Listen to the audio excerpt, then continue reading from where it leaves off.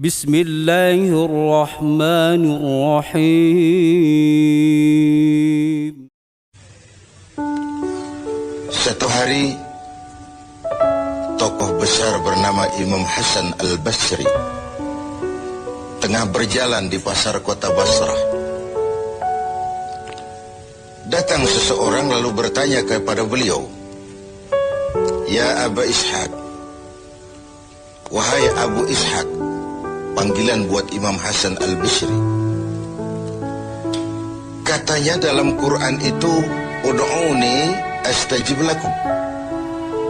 Berdoalah kepadaku, aku akan jawab doamu. Mintalah kepadaku, aku akan penuhi permintaanmu. Begitu janji Allah dalam Quran. Lah kami ini, kata si orang tadi, sudah lama berdoa kepada Allah. Sudah banyak kali kami memohon kepadanya. Wah, kok sampai sekarang doa kami nggak dijawab-jawab, nggak pernah dikabulkan. Ini bagaimana? Katanya berdoa, aku kabulkan.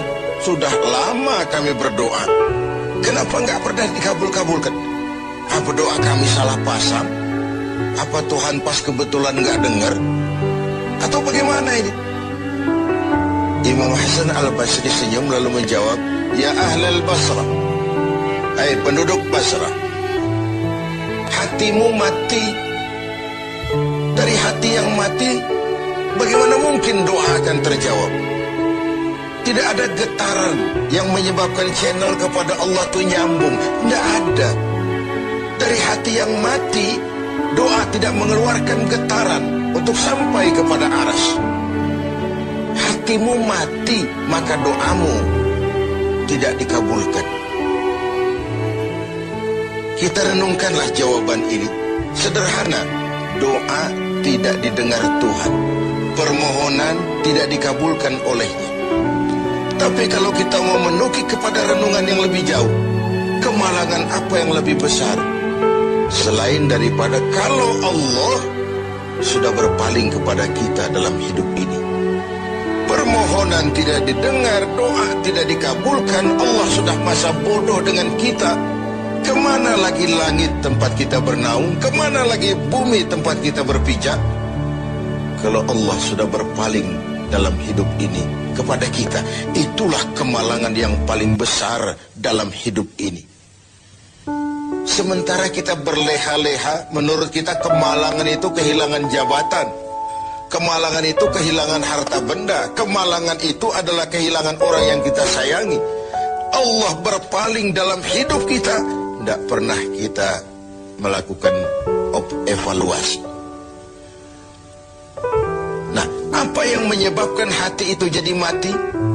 Sehingga tidak ada getaran yang nyambung ke aras, yang mengakibatkan Tuhan berpaling dari kita. Doa tidak lagi didengar, permohonan tidak lagi dikabulkan. Ada beberapa hal yang menyebabkan hati jadi mati, sehingga doa tidak terangkat. Imam Hasan Al-Basri menjelaskan beberapa faktor yang menyebabkan hati menjadi mati. Tidak ada lagi getaran yang mengantarkan doa ke aras, sehingga Tuhan pun berpaling. Yang pertama, kata beliau, "Araftumallaha wa lam tu'tuhu haqqah." Kamu kenal Allah, tapi haknya untuk disembah, kewajibanmu untuk menyembah, tidak pernah kamu laksanakan. Bagaimana hati tidak jadi mati? Kenal. Siapa pencipta alam semesta? Allah. Siapa pencipta lautan, gunung, sungai? Allah. Siapa pencipta langit dan bumi? Allah. Siapa pengatur segala-galanya? Allah. Sholat apa tidak? Tergantung kebutuhan. Kamu kenal Allah, tapi haknya untuk disembah, kewajibanmu untuk menyembah, tidak pernah kamu laksanakan. Bukankah simpel bahwa Fatihah saja mengajarkan iyyaka na'budu wa iyyaka nasta'in?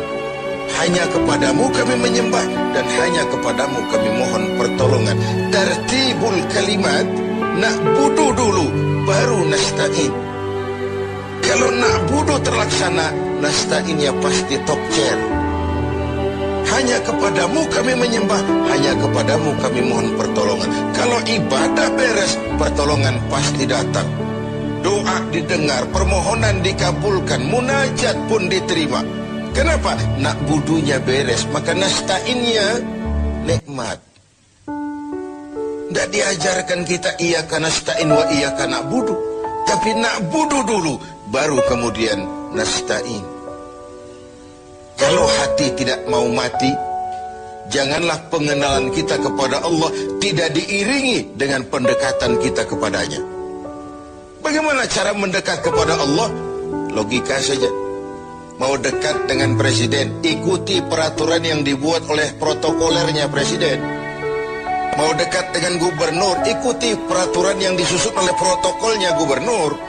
Tidak bisa mau dekat dengan gubernur bikin peraturan sendiri. Mau dekat dengan Allah bikin metode sendiri. Dengan jalan ngelamun, duduk madep ngidul, bengong 4-5 jam lalu mau dekat dengan Allah. Mau dekat dengan Allah, ikuti cara yang sudah diatur oleh Allah melalui utusan-utusannya. Bukan dengan cara membuat sesuatu sendiri. Ini yang pertama. Lalu yang kedua, yang menyebabkan hati jadi mati, qara'tumul Qur'an walam ta'malu bih. Kamu baca Al-Quran, kamu dengungkan Al-Quran, kamu sanjung Al-Quran, walam ta'malu bih, tapi isinya, ajarannya tidak pernah kamu laksanakan. Isinya, ajarannya sering malah diinjak-injak. Bukankah kita hidup di satu zaman di mana tuntunan sudah menjadi tontonan, dan tontonan sering dianggap sebagai tuntunan?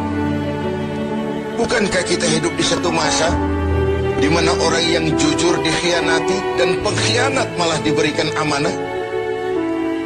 Bukankah zaman ini sudah terjadi pergeseran nilai yang sedemikian rupa?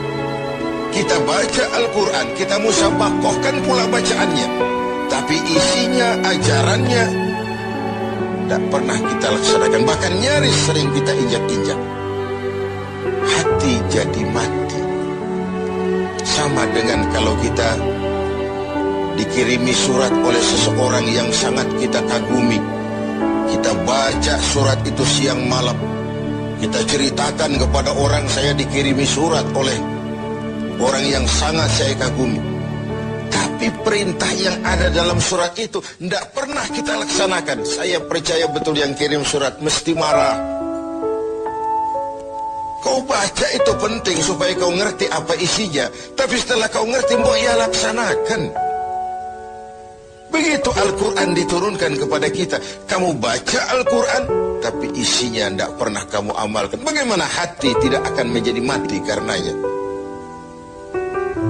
Pemirsa TV 7 yang berbahagia,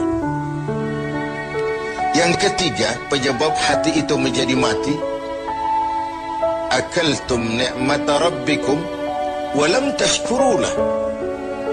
Kamu makan nikmat Tuhanmu, tidak pernah kamu bersyukur kepadanya.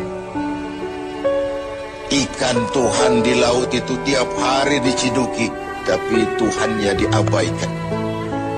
Tidak pernah sesaat pun dalam hidup ini nikmat Allah pernah berhenti. Sejak kita bangun tidur sampai kita tidur kembali, bahkan tidur itu sendiri. Dari sekian nikmat yang kita tidak akan pernah sanggup menghitungnya, Tuhan cuma minta syukuri nikmat itu. Kalau kau syukuri, aku tambah. Kalau kau ingkar, azabku itu pedih. Tiap hari kau makan nikmat Tuhanmu, akaltum ni'mata rabbikum. Kau makan nikmat dari Tuhanmu, walam tashkurulah, tapi kepadanya kamu tidak pernah bersyukur. Baik syukur dalam bentuk ucapan, lebih-lebih syukur dalam bentuk perbuatan. Karena kalau syukur ucapan semua bisa. Alhamdulillah, terima kasih Tuhan, puji syukur, terima kasih Tuhan. Tapi perbuatannya sering tidak sinkron dengan ucapannya. Kalau saya diberikan harta oleh Allah, mulut saya tidak pernah berhenti. Alhamdulillah Tuhan, terima kasih dikasih harta. Tapi pelitnya 17 setan. Rasanya orang itu baru syukur perbuatan, baru syukur ucapan, belum syukur perbuatan. Karena syukur perbuatan artinya mempergunakan suatu nikmat sesuai dengan kehendak yang memberikan nikmat itu. Allah memberikan harta kepada saya. Apa yang Allah kehendaki dengan menggunakan harta itu? Bagaimana kehendak Allah tentang penggunaan harta itu? Allah memberikan jabatan kepada saya. Apa yang Allah kehendaki dengan memberikan jabatan ini kepada saya? Mempergunakan suatu nikmat sesuai dengan kehendak yang memberinya. Itulah syukur yang sebenarnya. Ini yang keempat. Yang kelima, penyebab hati itu jadi mati. Qultum annal mauta haqqun wa lam tasta'iddu lah. Kamu yakin, kamu percaya, kamu tahu betul hidup akan berakhir dengan kematian. Namun kau tidak pernah mempersiapkan diri untuk itu. Baik menghadapi kematian maupun menghadapi yang lebih penting sesudah kematian. Karena mati pada dasarnya sebuah peralihan dari sebuah tahap kehidupan kepada tahap kehidupan yang berikutnya. Bukan akhir. Bahkan saya lebih cenderung mengatakan mati adalah istilah yang digunakan bagi orang yang sedang hidup. Sipulan mati itu kan kata yang hidup. Yang mengalami sedang pindah ke alam lain. Jadi tidak ada alasan hidup sulit bener, mending mati habis urusan. Tidak selesai sampai di situ. Tidak selesai urusannya. Hidup terus berlanjut di alam barzakh, terus berlanjut di alam mahsyar. Ini satu perjalanan panjang. Seperti kita akan berangkat keluar kota yang jauh, tentu kita harus menyiapkan bekal. Semakin jauh perjalanan, semakin banyak bekal yang kita bawa. Kalau Anda akan berangkat jauh, tidak bawa bekal berangkat juga, itu kan nekat sama namanya. Sampai ke tujuan belum tentu